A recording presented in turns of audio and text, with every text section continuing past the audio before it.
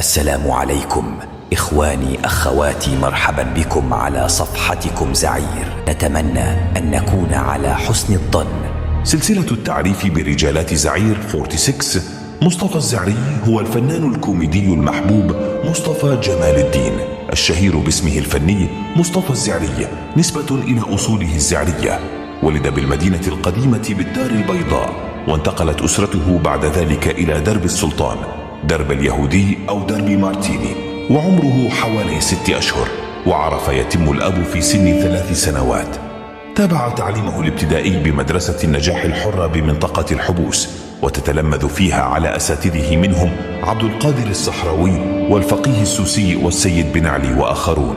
في أواخر الأربعينيات انتقلت عائلة الزعري إلى حي كارلوطي زنقة الريف قرب فندق البشير، وفي هذا الحي تعرف على الفنانة الكبيرة الشعيبية العدراوي، والفنانة الكبيرة نعيمة المشرقي، والفنان عبد القادر مطاع، والفنانة الكبيرة الحاجة الحمدوية، والفنان الكبير مصطفى الداسوكين.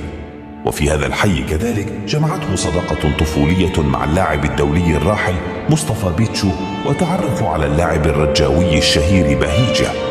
ومن هذا الحي انتقلت الأسرة مرة أخرى إلى حي بوشنتوف، وعمر الزعري آنذاك حوالي 70 سنة.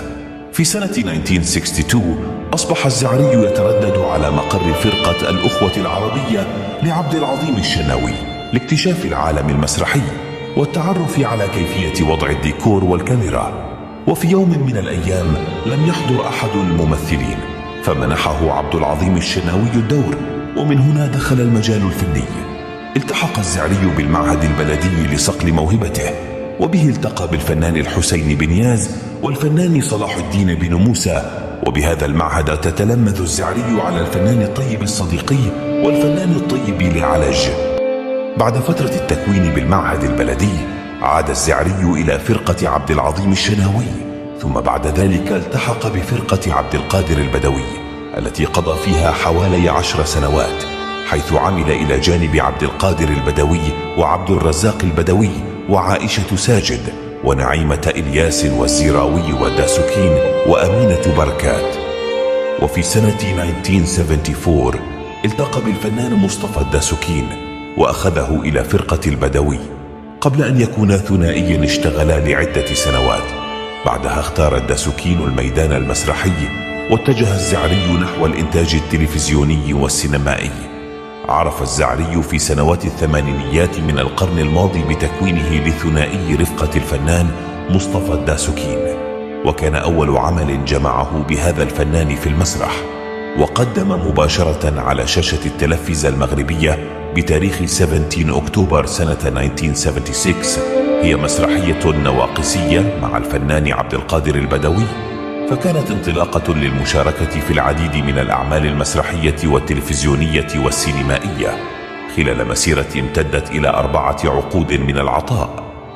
شارك الزعري في العديد من الأعمال المسرحية والسينمائية، منها على سبيل المثال مشاركته في مسلسل الرسالة للمخرج السوري الراحل مصطفى العقاد، واشتغاله مع المصريين في فيلم شمس الضياع، واشتهر بمسرحيات مغربية من بينها حلوف كرموس والحراز.